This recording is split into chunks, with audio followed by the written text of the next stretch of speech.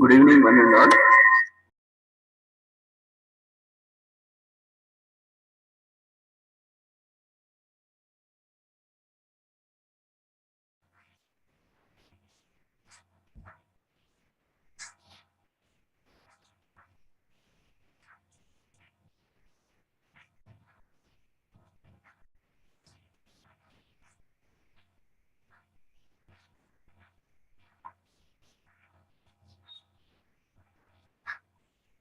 Yeah. Good evening, all. Welcome you to the international webinar series on holistic health, well-being, and sustainable development on occasion of World Social Work Day and month, World Health Month 2022, commemorating Azadi Ka Amrit Mahotsav, nation celebrating 75 years of Indian independence, an international conference on social work and sciences towards One Health and sustainable development, in collaboration with Sri Holistic Health Foundation India and Sri Research Institute and Center for Arts, Sciences and Wellbeing. We welcome you all once again to the International Webinar Series. Let's invoke the blessings of Almighty before we proceed to the session.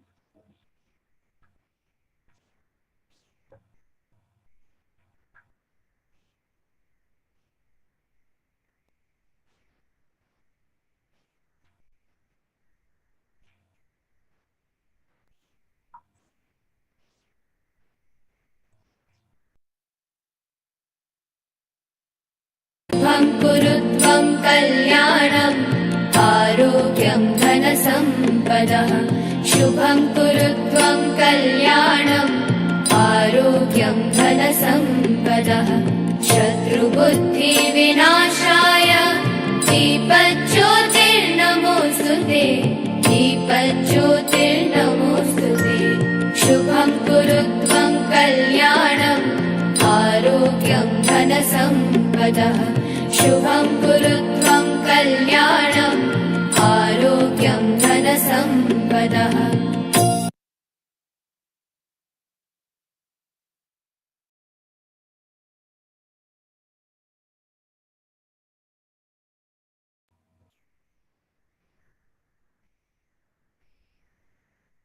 With the blessings of Almighty, we shall continue to our session today. Today we have with us Dr. Williams Net Mohingi from Nairobi, Kenya, Africa. He is Senior Medical Psychiatric Social Worker and also Kenya's Technical Advisor, East African Social Work Regional Resource Center, IASSW, and also working at Pan African Christian University, Nairobi, Kenya. We invite you, we welcome you, sir, for the wonderful session on social permaculture as a tool of indigenizing social work in promoting an eco-social world. Welcome you once again.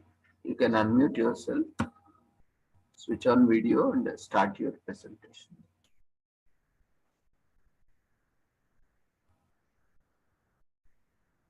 You see there are two IDs on your name. Which one you would be using?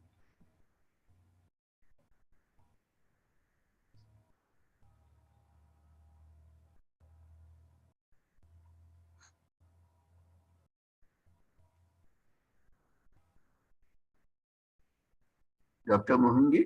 Thank you. Okay, thank you. I was struggling to unmute myself. It's okay now. Yeah, welcome to the International Webinar Series.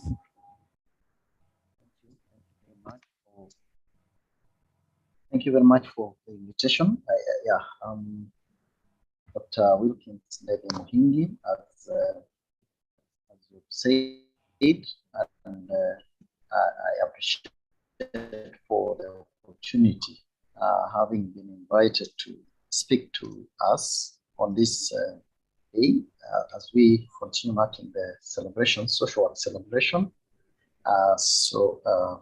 Allow me to share my screen as I will be talking. I just have a few slides, but I'll do more talking than sharing of slides. So let me right away to the slide. hope you are able to see the slide. Yes, Dr. Modi, it is visible. Please continue. Yes, thank you very much. I'm from Pan Africa Christian University in Kenya, in Nairobi, in Africa. I would like to talk to us today about social permaculture as a tool of indigenizing social work in a bid to promote an eco-social world. As we know, all of us are talking about co-building an eco-social world or just revisiting our world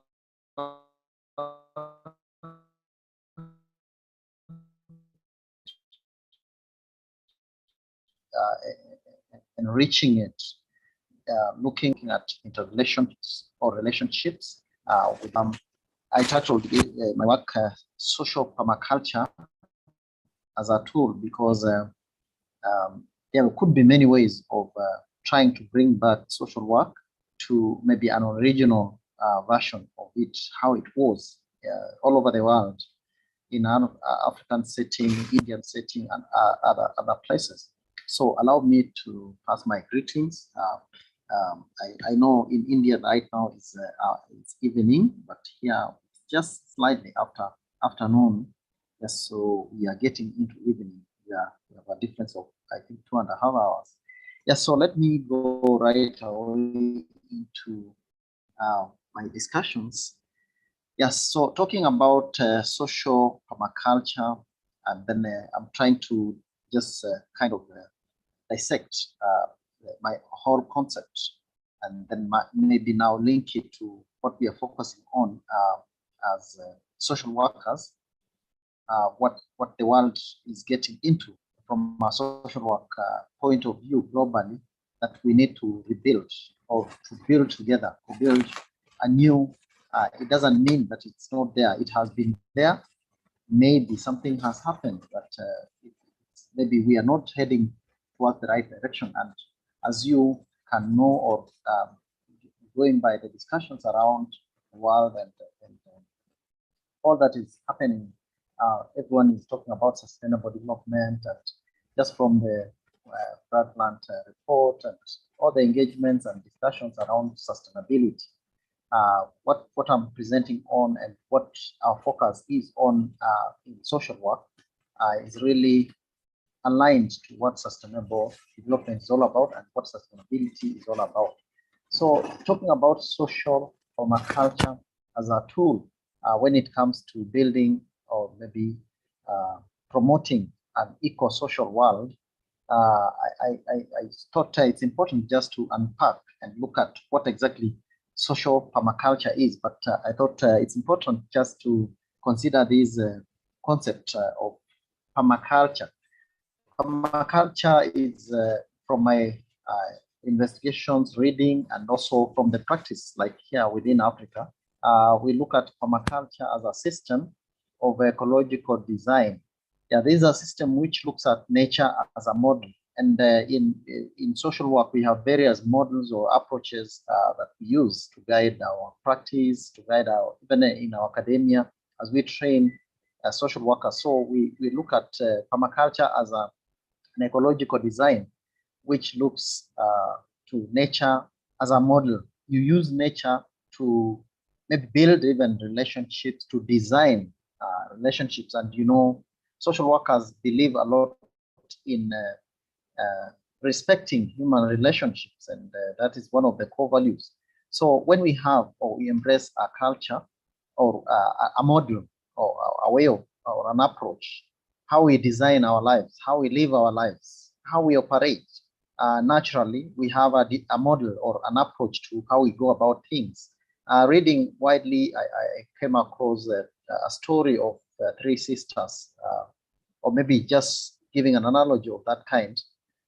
Three sisters who are maybe managing a similar piece of land, or let's say a plot or a garden, So these three sisters might decide to put in this garden or to plant in this garden three different crops. So let's take maybe just to make it more real, to take an example of maybe let's say beans or maybe maize and maybe something else.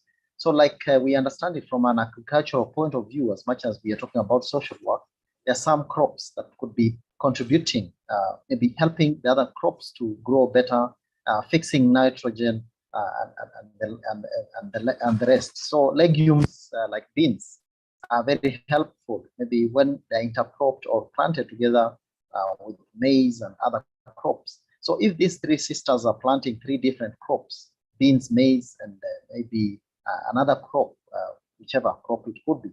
So you might find if these three crops are depending on one another, they are interdependent, then there's a kind of relationship. And if you look at it, maybe in a practical sense, how these three people are working on that garden, these three sisters are working on that garden, you might realize that for them to be able to take care of these three different kinds of crops, they have to kind of relate in a good way so that, or maybe they work together in a good way, they have mutual relationship, and even in a way collaborate and just ensure what whoever has planted beans is doing to nurture them, to take care of them, to make sure they are growing well. The one who has planted maize and maybe even the other crop I talked about. So by so doing, they are interacting with one another. We could use this as an approach in social work to just emphasize on relationships or to grow relationships, but at the same time, we are producing food. At the same time, we are promoting dignity and so on. It could be even an approach, maybe to deal with something like food insecurity and just even to maintain the environment, because you see these people are planting these crops.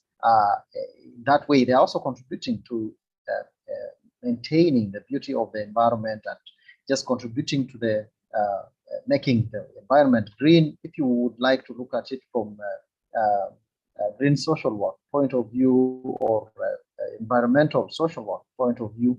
So you see permaculture, as much as it's an agricultural aspect, it permeates, it comes into social work, and maybe we can use it from a social point of view to grow relationships. We can use it to grow, or maybe to even cultivate and improve our attitudes towards environment. At the same time, we are also meeting the needs of people from a community development point of view, human orientation as a principle. Yeah, so I find this a very important way of looking at social work, not just from other ways, but from an environmental point of view.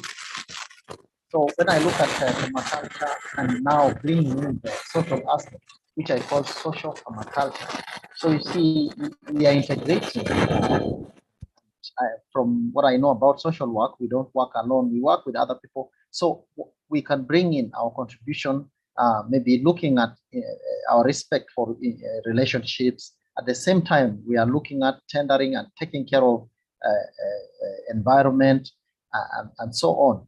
So there are those who have defined this permaculture in different ways, but we can look at it as a system of ecological design, how we design our nature in a certain way, looking at this as a model. So we can use this in social work as a model. So permaculture, again, looking widely at other sources of literature and even practices and research. There's someone called Patrick Whitefield who came up with this idea. Patrick Whitefield is an author who authored a manual, the Earth Care Manual. So this person or this author looks at permaculture as the art of designing beneficial relationships. So when we try to come or maybe help people to relate well, when we say and we acknowledge that we respect human relationships, social relationships. How can we design those relationships? We can help these people design their relationships around maybe nature in a model that is friendly to the nature. And you see, by so doing, we are still aligning ourselves to the theme or whatever we are talking about at the moment, rebuilding a new eco-social world.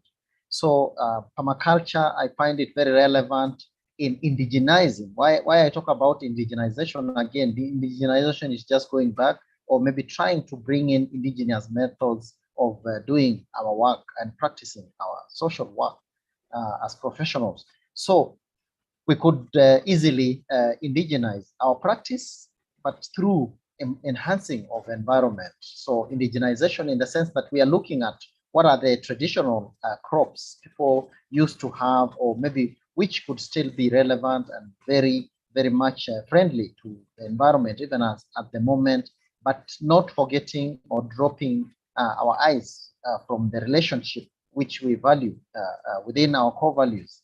So going by what Whitefield, the author of Earth Care Manual, is looking at permaculture as being, which I've said is the art of designing beneficial relationships, we could borrow a little from this and look at how do we enhance human relationships, and again, of course, strengthened by our other core values. So I look at permaculture as something that we can leverage on, and maybe looking at it, as I said, as an ecological design, so that we design our relationships around nature, we model our lives and relationships around nature, respecting nature and on all that. So permaculture, again, from my reading, from my investigations here and there, and even from practice, I look at permaculture, and what comes out is that it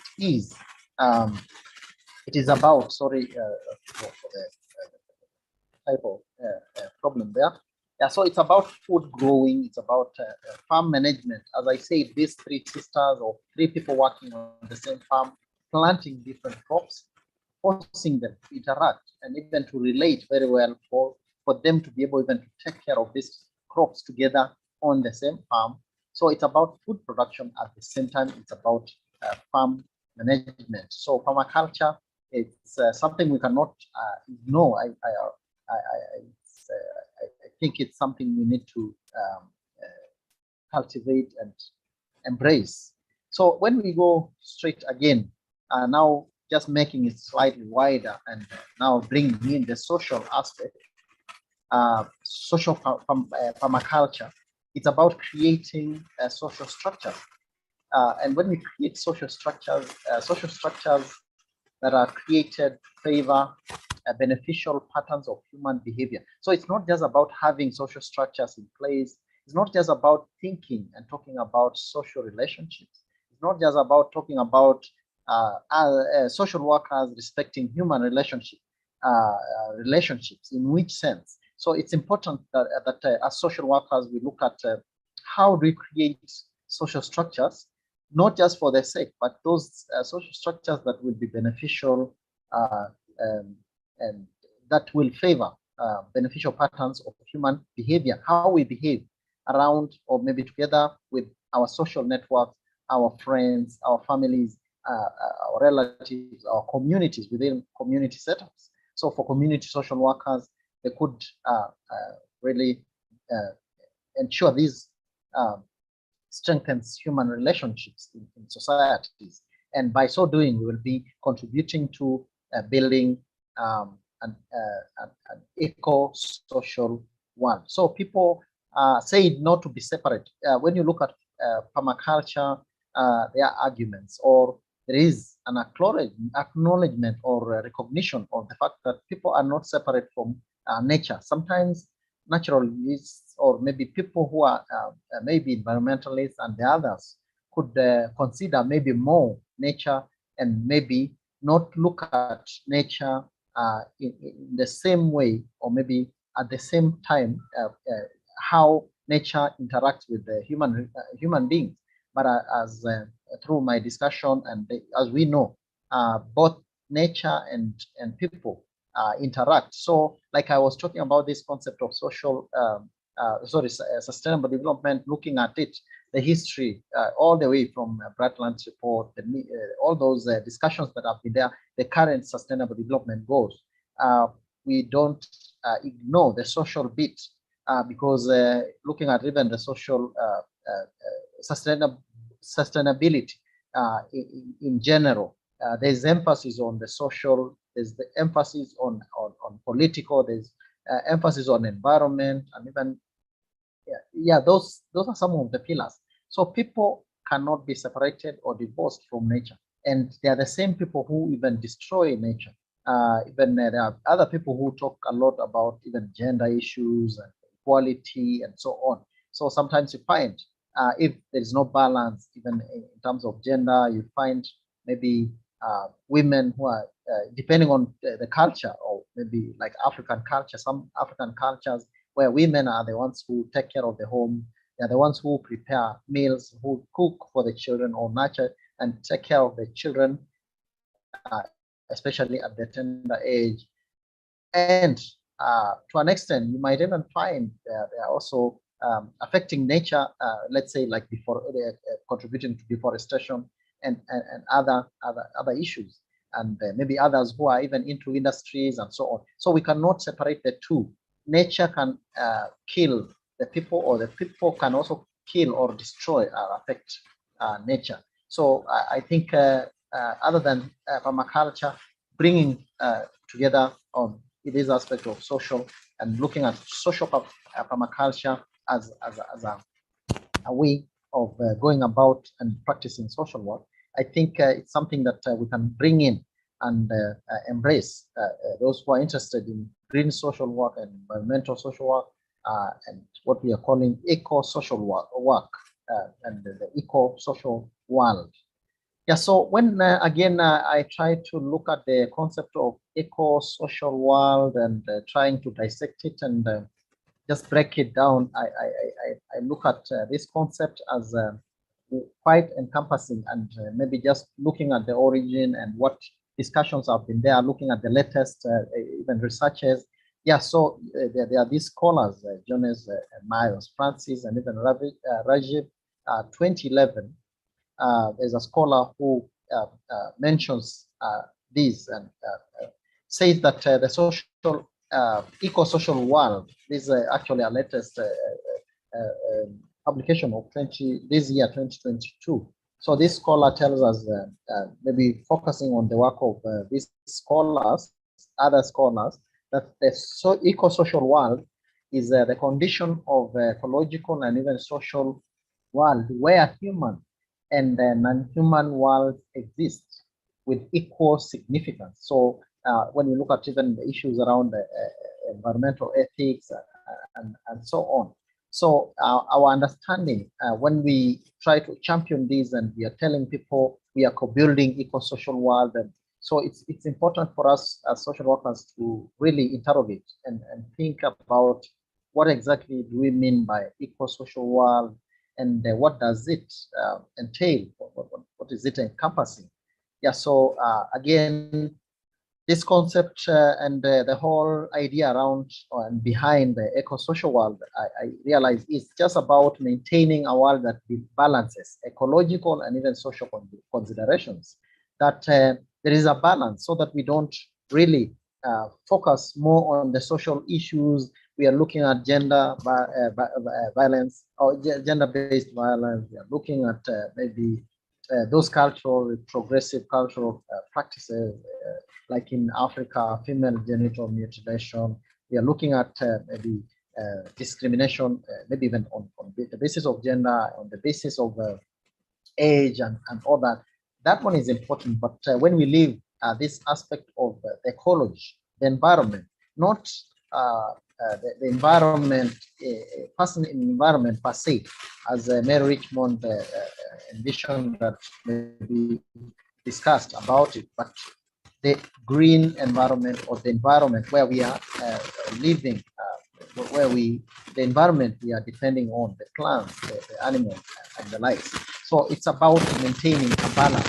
So eco-social world it's when we think about and we balance the world we live in, the ecology, the environment around us, and the other social considerations, like where are we going to build the houses, who is going to live where, who is interacting with who, in which way, what issues are even around, maybe extending even into politics and other issues.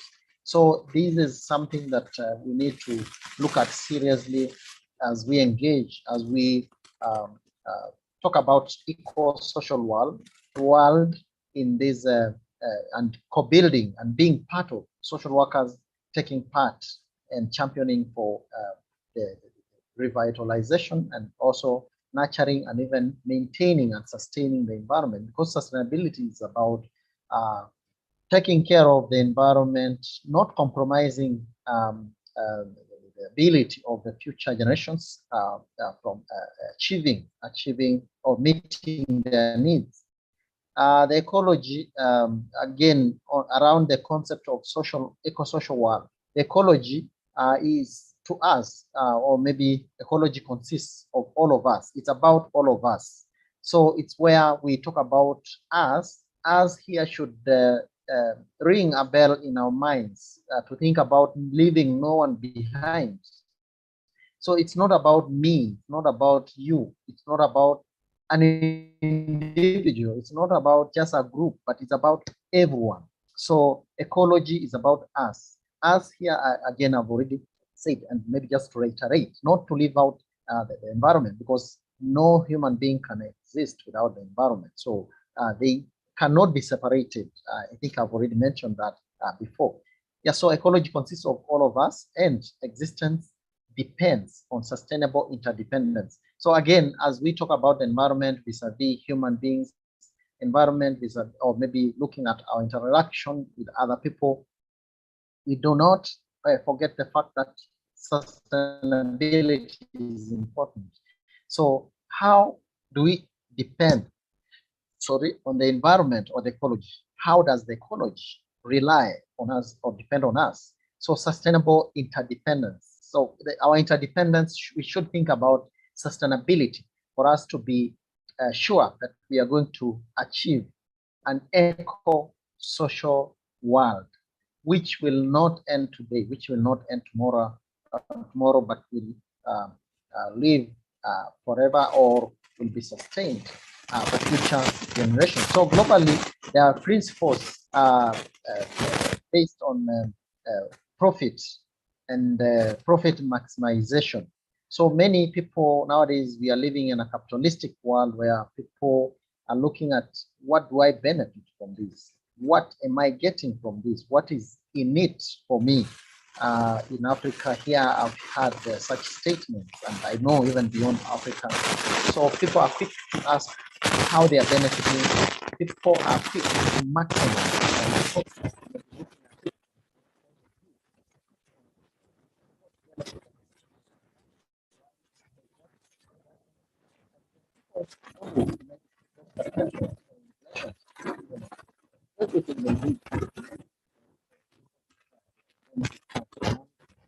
So this one, when we look at this level, we say that these are globally they are global principles, and they are based on profit.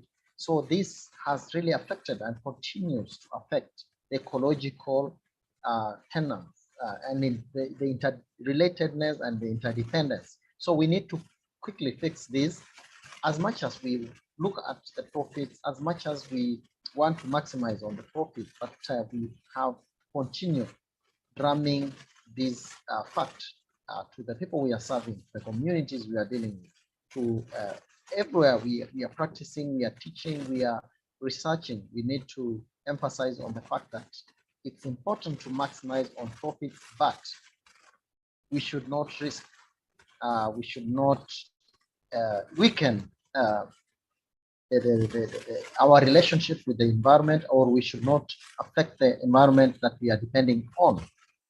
Yes, so I looked at, and I would like just quickly to mention something on the ethical issues. I know we have even social work ethics, we have all that, which sometimes or many times are even tied to them, our core values, like where I've just dwelt on respect for human relationship. So permaculture has specific ethics that guide it, which I'm saying could be embraced, and we would use it as a tool, not just for social work practice, but to enhance indigenization and just look at the cultural, agricultural practices that were there and that can be used to we can leverage on to build on relationships and look at sustainability and sustainable or sustainable development, and generally sustaining our lives, because development, again, yeah, we can't run away from it. Social work is quite diverse, and we find ourselves asking ourselves questions on these. And now that we are championing for even the rights of people, we are against injustices, and injustices could also even go into environment and other areas. So permaculture by itself focuses. This may not be the only ones, but these are the main ones.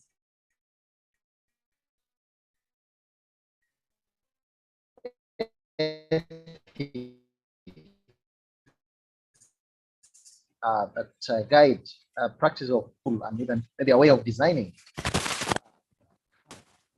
Yes, so permaculture, the ethics around permaculture, one is care for the earth. And this is in line, very much in line with sustainability or sustainable development or sustenance, because development is about sustenance. Ethical kind of development, or what we could say, alternative kind of development that could be important. Yeah, so when we care about the earth, automatically we are caring about the people. Earth here could be the society, earth could be the community, earth could be you, earth could be me, earth could be groups. Social workers work with individual groups, and also work with communities, work even at an international level, depending on whether it's micro or macro kind of process. So care, care for the earth is very important as ethics, guys. Of course, ethics is about what is right and wrong.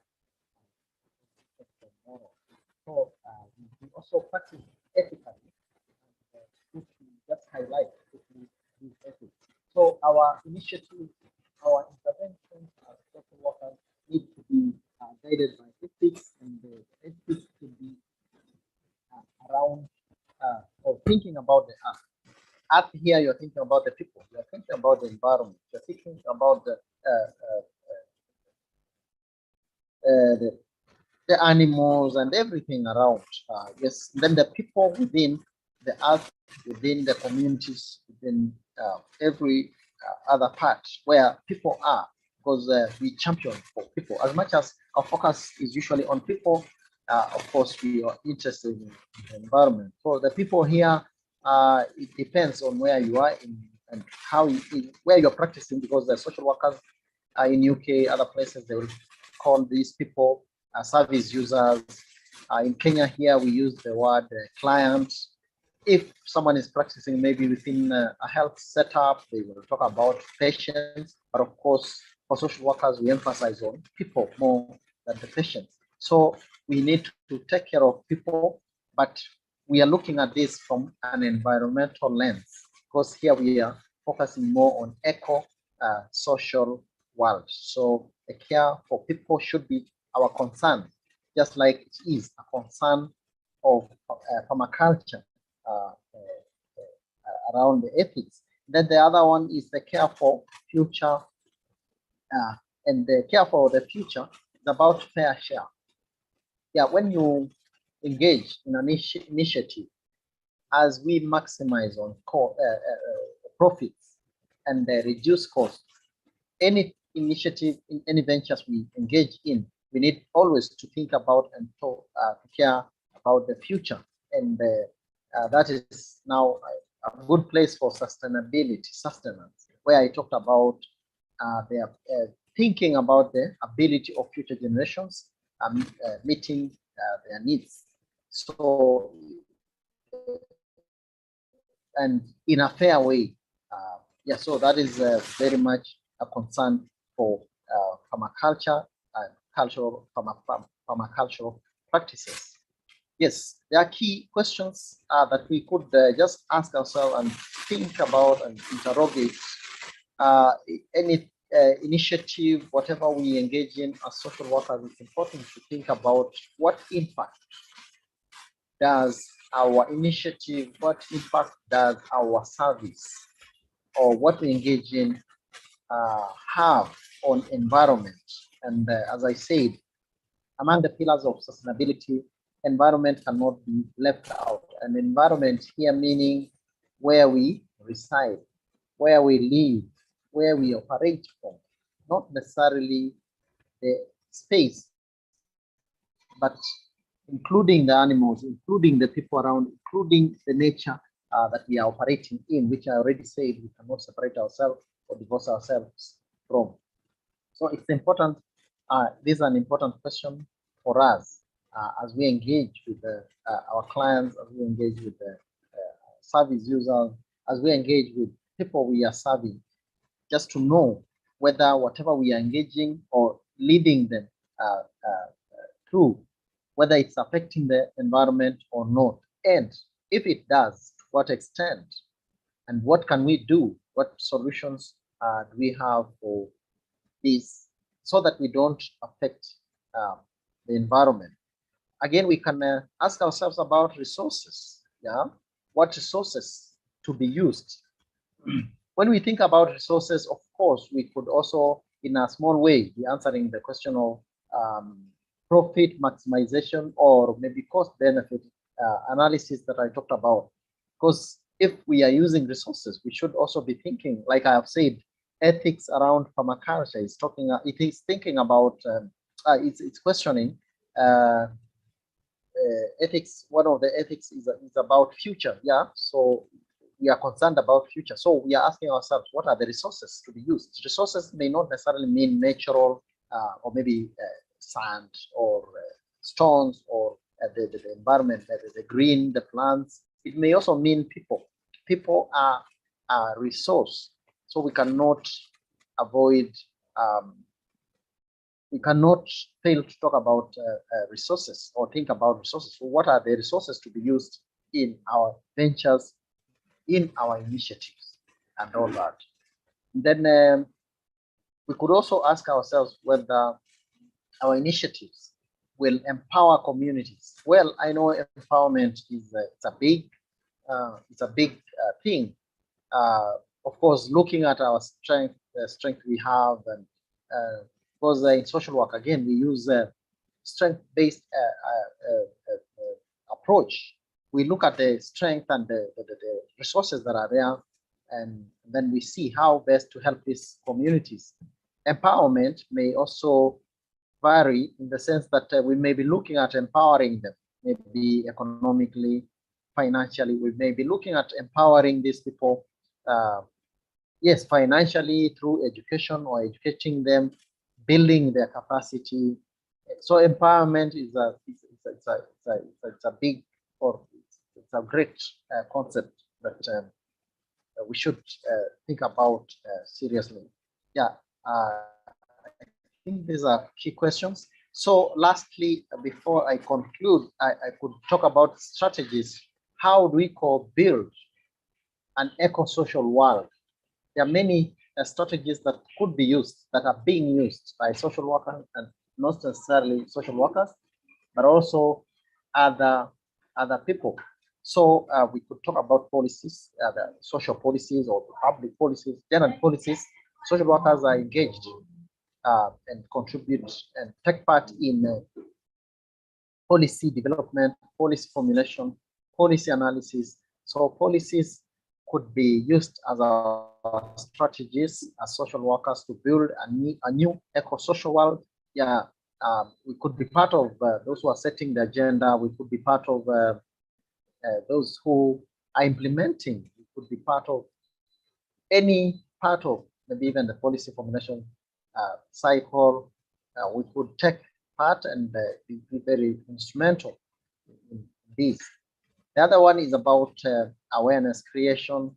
Again, this one may sound ambiguous or maybe vague, but awareness creation could be on various issues, but generally, because we are focusing more on eco-social world, co-building, so we should be part of, and we should create awareness, not just among ourselves as social workers, but also among the other people who are benefiting from the services of social workers. We should also be out to sensitize. Sensitization would relate with the awareness, but sensitizing people about what is happening, what areas need emphasis on, how do we look at it anew or in a new way to build this eco-social world, think about the environment. So the eco here, of course, it's about the environment. The social is about our interactions and relationships with one another. Then again, education, as much as it can be taken care of through awareness, but education could be in a different way, even how we are educating and training our social workers with emphasis on eco, social work, emphasis on environment, emphasis on some of these strategies that I'm saying. We don't just tell people we need to indigenize social work, but how, in which areas, in which aspects. So like from an agricultural point of view, we could indigenize social work through some of those ways I've said in my discussion. Then capacity building, I've also talked about this when I talked about empowerment. So there are quite a number of strategies. These are just some of them, but there could be others. I think even what I said about policies, we could also, because policies may not necessarily mean legislations, but they are related, and that could be very important if we think about legislation.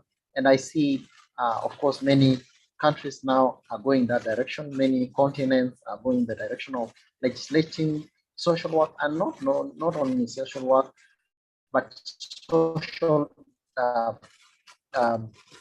any interventions that we're engaging in, whether it's about social protection or whatever, having proper legislation, and again ensuring that they are implemented in an effective way and in a nice way. So these are some of my suggested strategies, but there could be many others. So thank you very much, and I think at this moment, maybe if someone has a question or comment or any discussion, then we could look at it or maybe we could engage. Thank you.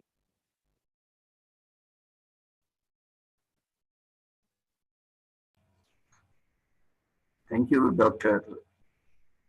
Wilkins. It was a really nice one. Wonderful presentation. Though it's very simple. I mean, that's the need of the theme, social work month theme, building a new eco-social world is very much apt, because now what we have seen, what we have observed is by simply adapting without understanding the local and natural and social and ecological aspects of that particular region, what happens, that may not suit, that may not be adapted as it is. So that may not work also. So it's very important to understand the culture, traditions, and belief systems of the local area, and accordingly plan our activities that would give us a better result, rather than simply adopting a theory or a method which may not always lead a better outcome. So that's why the theme also is set in such a way that indigenization, it is the same way, understanding the local or the regional diversities or the features of the ecological, social, maybe psychological, geographical, and various aspects that will give us insights on how to go better customizing or adapting, adjusting, and maybe adapting to the tools, techniques, methods, and various procedures we use that will lead to a better outcome.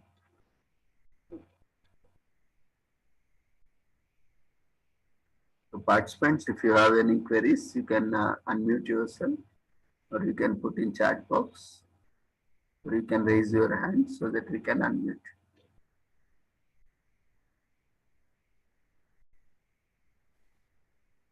Yeah, Mary. Hi, sir. It is very mind-blowing session, sir. Lot of learning. I learned lot of things from your session. Very informative. Very cleanly presented, and very beautiful slides, and a lot of takeaway. Lot of points I jotted down. So it's a very mind-blowing session, no doubt, sir, but you have done a lot of hard work. Congratulations, sir. All the best. Thank you.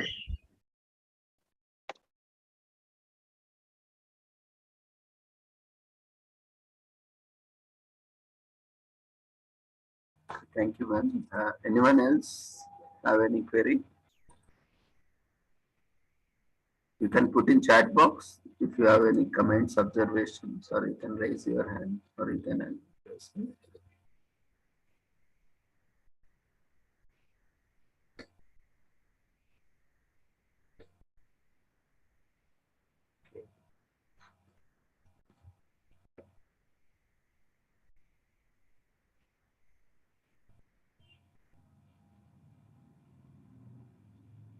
Okay, there are no queries. Then let me ask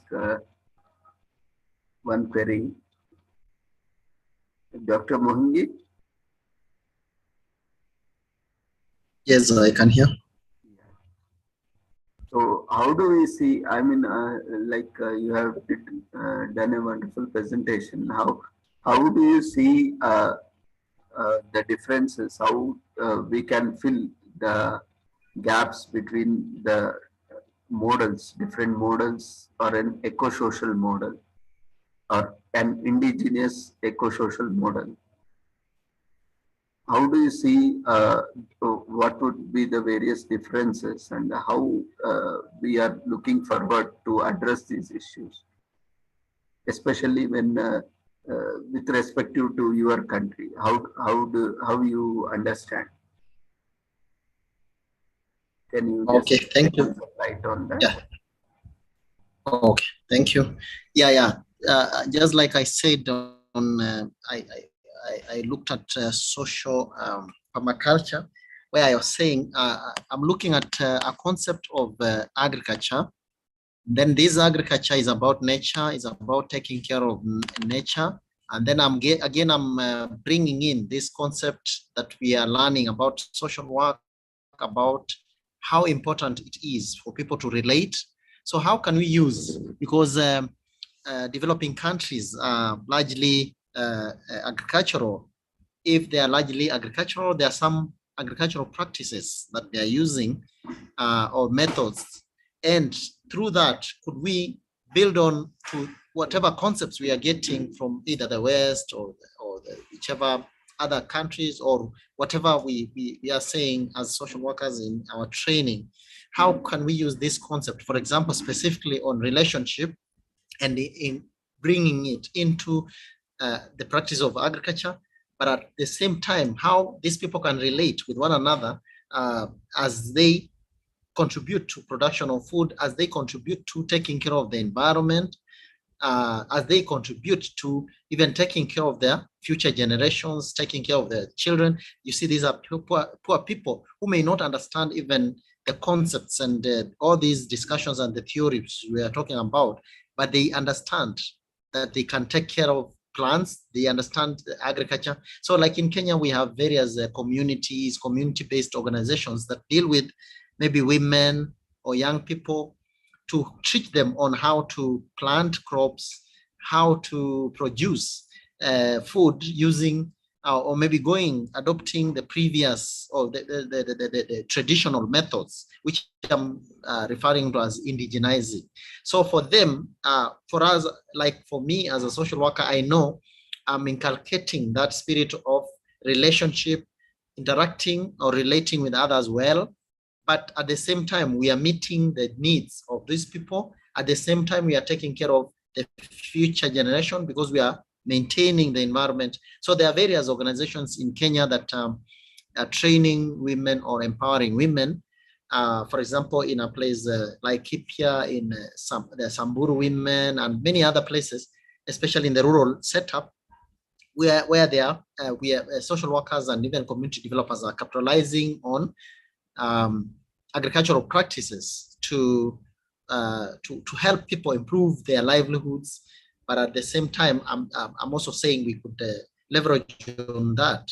And of course, because there are social workers who are doing that and community developers, they could leverage on that to strengthen what we believe in, like those core values, human relationship, service. You're offering service, but at the same time, you are taking care of the environment.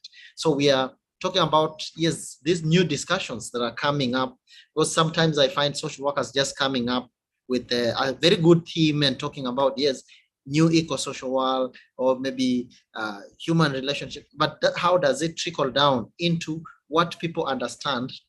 You understand it as a social worker, as an academic, or as a professional who is trained on those things, but you bring them, simplify them in your initiatives, simplify them in your practices as social workers together with the community. So those things are happening here in Kenya. And even when we talk about Ubuntu, how we help one another, I am because you are, we are doing a lot of things, initiatives that are translating what we believe in at the international level into the local initiatives and projects we have, so that we don't just talk about theory. Thank you. I hope I've answered your question.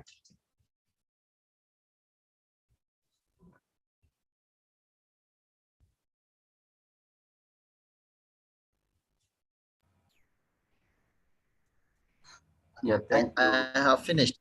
Okay, thank you. Thank you, Dr. Nungi, for the wonderful explanation. You're welcome. Thank you once again for accepting our invitation and joining us and sharing your insights. And we would like to listen to, hear to you more on various other topics which can help us in understanding international social work across the nations. Thank you once again for joining us. On behalf of Sri Holistic Health Foundation India, Sri Research Institute and Center for Arts, Sciences and Wellbeing, and also on behalf of all the participants, we thank you and we wish you all the success. We will be sharing your certificate through WhatsApp after this webinar. Okay, thank you once again for joining us.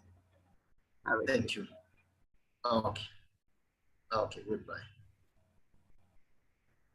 Anything you would like to have as a concluding remarks?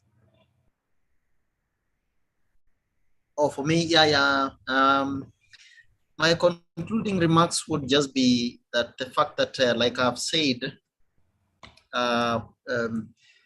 it is my pleasure and to have been invited to talk, and my plea has always been as being able to talk the international language, social work language, what we agree globally, the themes we agree upon, the values we have, the theories that guide our practice, but we should be able to translate them into what can help our people so that people can see the relevance of social work practice and the relevance of social work as a profession and how social work can change lives and transform lives. Thank you. Thank you for wonderful remarks. Thank you once again for joining us, and we wish you all the success, and we welcome you for future sessions as well on this wonderful platform, and also we will invite you, your organization, and your colleagues also to deliver sessions on this platform. We invite you all for this wonderful sessions. Thank you. Okay, thank you. Participants, there is a poll raised within the Zoom platform. Do not move away from any screen. Do not close any window. We'll be raising the feedback form. Kindly attend to the feedback form. It is mandatory for the certificate. Kindly fill up the feedback form. It's raised within the platform. You will get a pop-up window.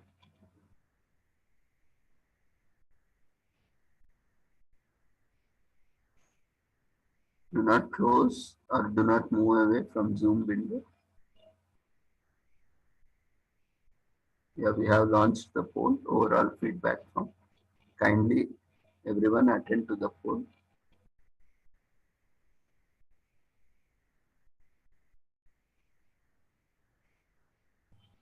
Everyone kindly attend to the feedback for receiving your certificate.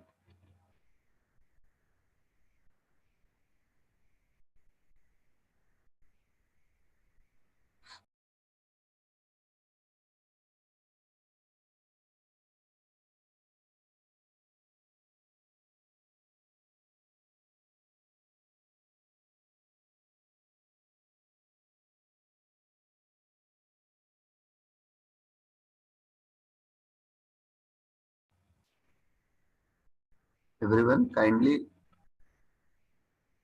attend to the poll, overall feedback form.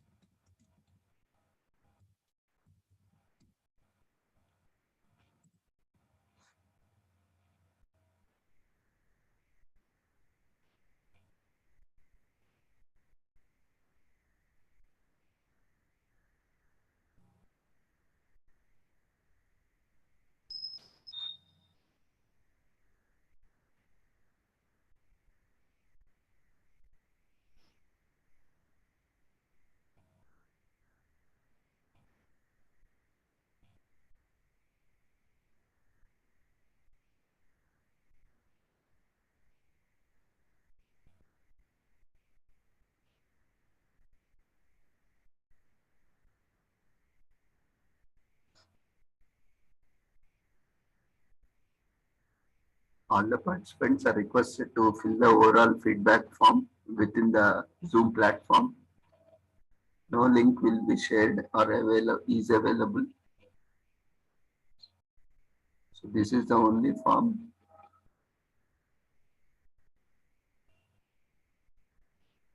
If you are unable to see the form, you can in the options you can find polls. That polls you can click on, and you will see the active polls. Do not move away from Zoom or window or app. And do not close any pop-up windows.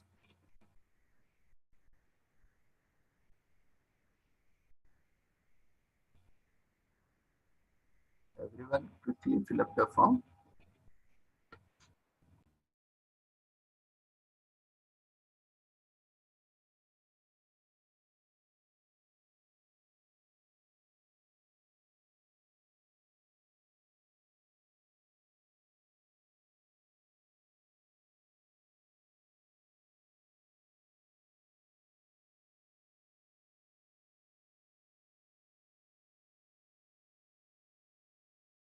Whoever has submitted feedback form can leave the platform. Thank you everyone for joining us on behalf of Sri Holistic Health Foundation India and Sri Research Institute and Center for Art Sciences and Wellbeing. Kindly join Facebook group and also Telegram channel where you can get the updates. and your certificate will be generated within 15 working days. So kindly visit the webinar website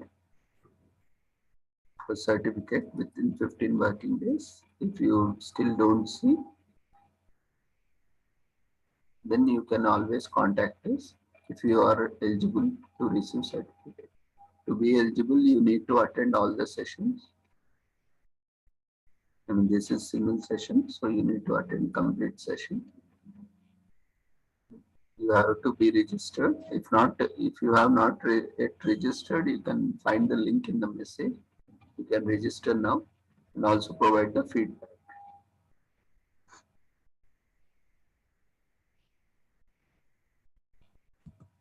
I have shared the Telegram channel and Facebook group links where you can join so that you will receive all the updates daily and share with your friends and colleagues. And if anyone is interested to present any topic uh, of your subject or of your profession or your expertise, you can always get back to us. You can use the same registration form and you can provide the details, and after that kindly WhatsApp me. There is my WhatsApp number in the registration form. You can WhatsApp me with all the details. Generally what happens is sometimes you know people just fill up the form and they do not respond. We send them occasionally mails also, whoever has it opted for presentation. But sometimes, you know, these mails may land in spam or bulk, or may not be seen in right time. So they select some date, and so these all things happen sometimes. So it's always better when you fill up the form. Let us know along with your details. You can also send us on WhatsApp your topic, tentative date, and PPT file. All these when you share with us, we can schedule accordingly. And also, you can see if you have whichever dates are already scheduled are available on the website. The flyer is available on the website.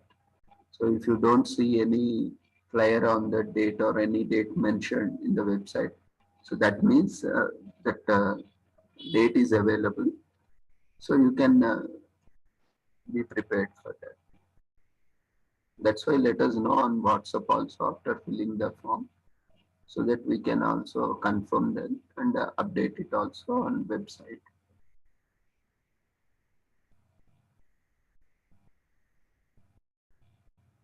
Almost all the certificates have been issued.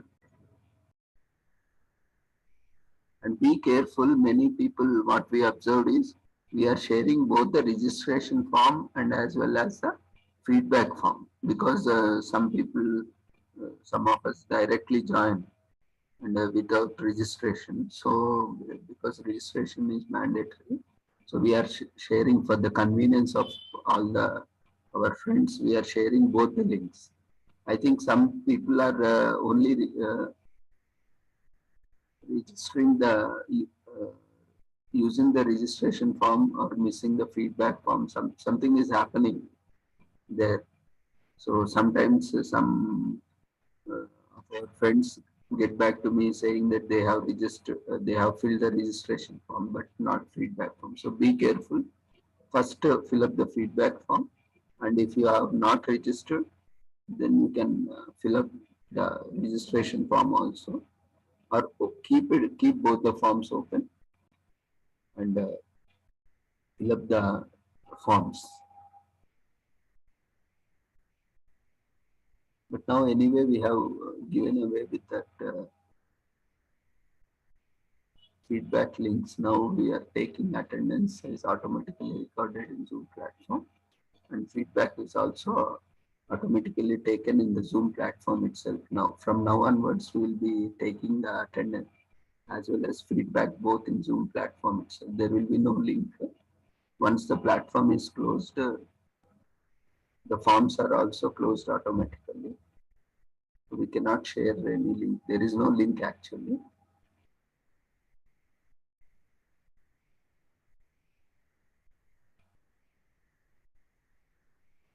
Kindly fill up the feedback form. Still many are yet to fill up. We are giving maximum of 5 minutes or 10 minutes time. That is more than enough, I think. We have tried this earlier with many participants. They said 5 minutes is more than enough. But it's almost 10 minutes. Many people are yet to fill up the form. We'll be closing in another 1 minute. Whoever hasn't filled the form, kindly fill up it. Registration form, you can fill it up later also. Because that's a Google form. This once closed, it will be closed.